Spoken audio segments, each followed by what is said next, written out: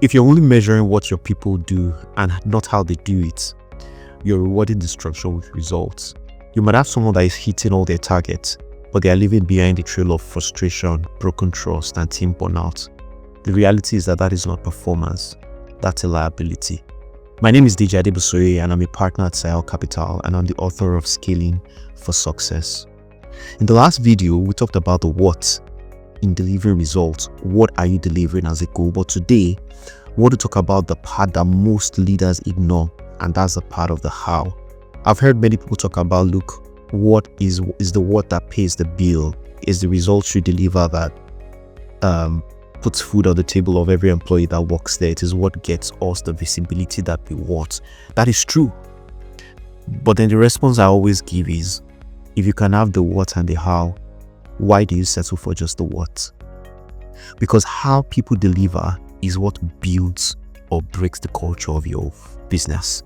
I want to focus a bit more on the how today. Like I talked about in some of the videos that I've done before, there's the what and there's the how of measuring performance.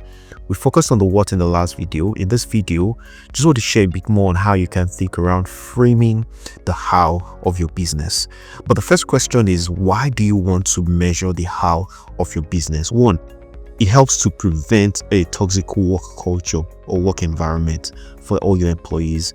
It also encourages long-term culture-aligned growth for the business, and it rewards the behavior that sustains the business in the long run. The behaviors that you want to encourage as a business, the behavior you want to foster, the behaviors that are consistent with the kind of quality or with the kind of results that you want to deliver in your business. You want to be able to measure those behaviors so that you can replicate them in your team. These are some of the reasons why it's very important to measure the how of your business. So let's get to it very quickly. What is a framework that you can use in defining the how or measuring the how? Because it's a bit more subjective, so it's always a little more difficult for those people to measure it appropriately.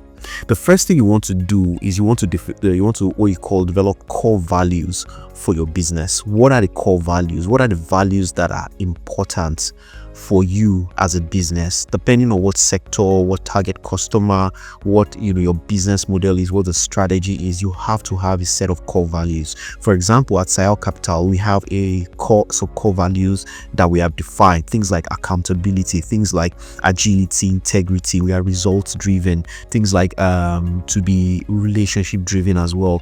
These are things we believe are consistent with us being able to build a food and agribusiness investment fund, and that is consistent with the kind of behaviors we want to build and replicate amongst the team members. So for you as a company, you need to define what exactly are those core values that you want to track and measure as a business. And the way to think about that is, first of all, what's your business strategy and your goals? Remember, we defined what your goals are as a business. What's your long-term business strategy? Based on that, you're asking yourself, what are we pursuing? Are we pursuing growth, for example? Are we pursuing quality as a business? Are we pursuing market leadership? Are we pursuing customer loyalty or innovation? You need to be clear on what that is. If, for example, your goal is to dominate a niche market, then you can see your values are reinforcing things like customer obsession, things like speed, things like attention to details. So it has to be something linked to the goal. So you have to be very clear on what the goals you want to build as a business, what those goals are. Then what are the behaviors that will help you to drive that strategy? So you are clear on your goals, you're clear on what the business strategy is. What kind of behaviors will help you to drive that strategy? What kind of mindset, what kind of habits do you want to reward in the business? What behaviors will destroy your work culture?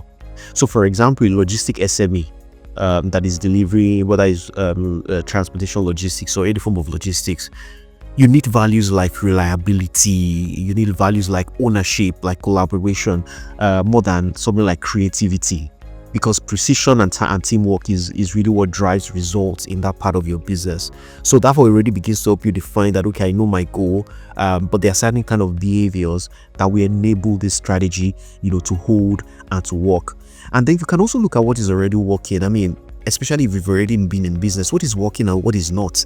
What are some of the behaviors that have helped you to be successful so far? Where have things gone wrong? What values would have prevented those things from going wrong? A practical tip, which of course is a double-edged sword, is look at where your top performers in the team. What do they do consistently? That's probably some of the DNAs that you want to replicate in your team as well. Of course, the gray area here is if your top performers are bullies and they are extremely toxic, you want to make sure that those part of the values are not the things that you're enshrining. You're looking at what are the values that they carry and embody that helps the business to be successful. For example, maybe your top performer is somebody who is very result oriented, and you see that across all your 3 top performers, they are result oriented, or they are obsessed with their customers. They are out there always meeting and talking to customers.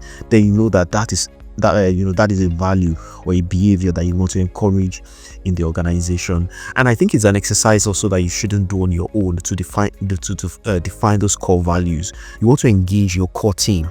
Maybe the people that you started the business together with, the early team or the leadership team. You want to bring them around the table and you just want to have that conversation with them. How should your business operate?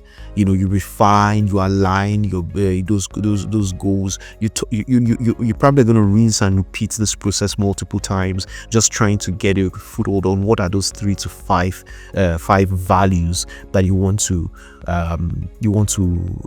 adopt as a business. And you want to keep it very clear. You want to make it, it's simple, it's real, it's actionable, rather than finding some esoteric word just to make it sound very, very high sounding. No, you don't need all of that. At the end of the day, this is for your team, for your business, something they can easily come around with and they can work towards. So these are some of the things you can do to define those core values. Once you've defined the core value, the question now is, how do you measure them? You put them in a frame and you say these are the 5 values that we measure as a company. But how do we measure them? A useful tool you can do, which I've seen work in many organizations that I've been part of, is what you call the 360-degree feedback. And this is the process by which every employee will get feedback from the rest of the employees. And the way you do it is simple. So for example, if I am the head of sales in the business and I want to get my 360-degree review, I want to get reviews from people who I report into, maybe not necessarily my line manager, but maybe other senior people in the organization, but it could also be from my line manager.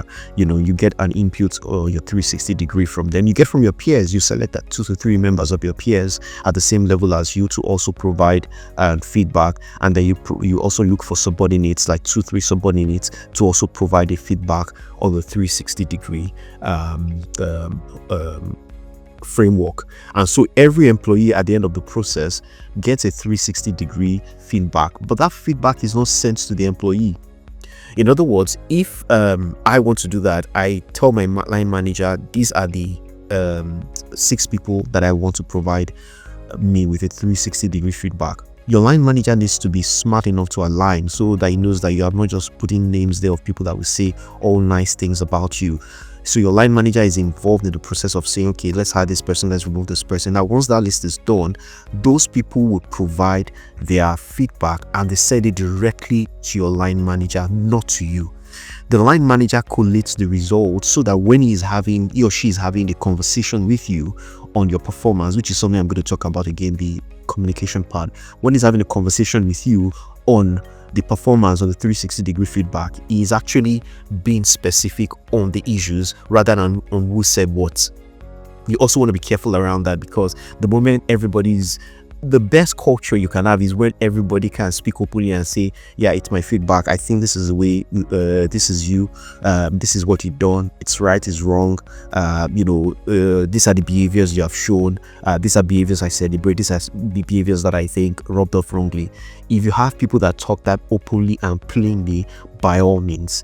But if you don't have, and you want to foster a culture where people can give feedback, then it's better it's anonymized in that way, in the sense that they send it to the line manager aggregates it and as the person has an open conversation with the employee without naming who said what rather say these are the things that have been said, these are the areas where you're strong, and these are the areas where there's opportunity for improvement. And then on the back of that, what you then do is you rate the employee based on the different values. So on, if for example you have a reliability is one, or ownership or collaboration, you define what that means. What does collaboration mean? Then maybe based on the aggregate ranking, maybe giving one being the person really demonstrates those behaviors, and then 5 meaning the person consistently demonstrate the behavior, and everything in between. They are rated based on each of those things. Then you find the average, for example, across everybody that has reported the person's behavior, and so based on that you can have that frank and open conversation with the employee. Now, what you can then do is you need to combine the what and the how into a final appraisal system, or a final performance result for that particular employee. And it usually depends on what the amount of weight that you put on that company, or on each of the on the what versus the how. Some companies will say that, look, they want to put a 90% weight on the what and a 10% weight on the how. Some will say it's 60-40, whatever you decide. I tilt for more weight on the what, because at the end of the day, you need to deliver results as an organization. You can't all be holding and singing kumbaya, and the company is not achieving anything. At the end of the day, everybody will go on. You need to be delivering results. So anything from 60, 70, 80% weight on the what, and then maybe 30% weight on the how, then you weight it together, and then you can put that together and see what the final result is. I'll give you a very quick example of a fast growing business in Africa that as a result of a toxic environment, it led to serious adverse implications for them.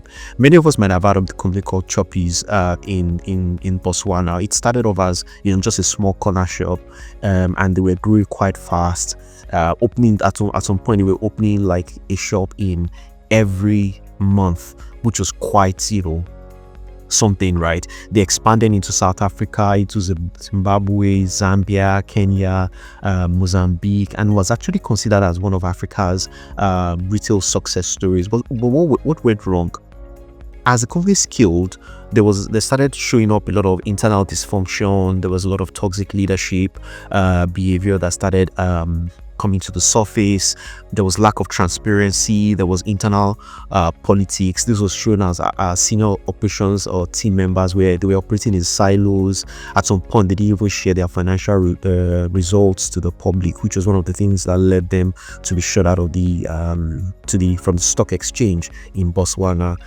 They also had misaligned expansion strategy.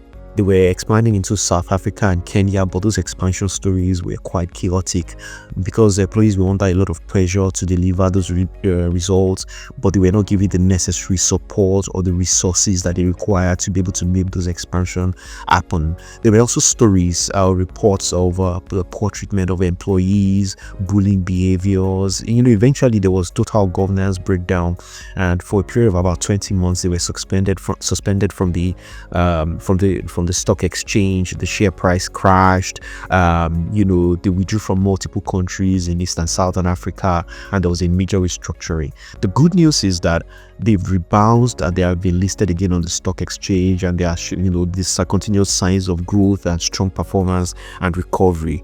But that period of slowdown and the headaches, the pains, the frustrations could have been completely avoided as they were scaling if they were paying attention to the how of the what that they were delivering. This just lets you know that it's extremely critical as a business to pay attention to your how. In your business, the people who deliver results and model the right behavior are the ones who deserve to lead. If you ignore the how, you're not building culture, you're building chaos. So I want to encourage you, I want to challenge you. What are the top 3 behaviors that you want to see more of in your team? I want you to write them down.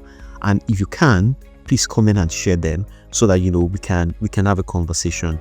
And if possible, for others who have worked with a toxic high performer before, I would like you to copy in the comment section, tell us about it. How did you cope?